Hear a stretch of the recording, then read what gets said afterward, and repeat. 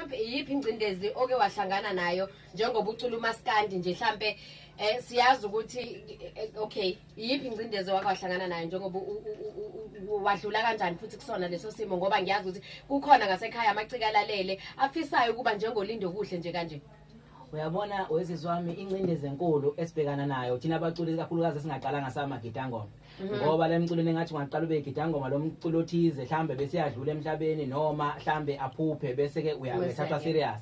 Thina ke siqhamukele nesithina besingathathe serious kubasakazi kubahleli bemcimbi kuthiwa lo muntu uqhamuka fanele uzuthi hayi uqhamuka kuyindidana noma uqhamuka kuyichalaha noma umgqume uzothatha serious. So yona incindezi esiba nayo kakhulu leyo ngoba thina siqhamukele thina sayiculela nje singaqhamukanga kumaqhawathize. Hayi. Mawukhuluma kanjena ke bhuti ukuthi angikubuza umbuzo apha basaphila abazali bakhe ekhaya.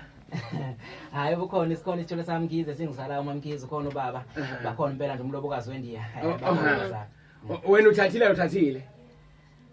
Khuluma nje umsawu khona ujami mhlambe unosiphalaphala mhlambe. Hayi ngathi umuze ecula ingoma enje hayi vele sekhona mina nje ngabe sekuyidlalelwa ngabo. Mana khuluma sisi. Asilungise lento. Uyabona umnyango uvaliwe phela nginsizwa ngithi angivali.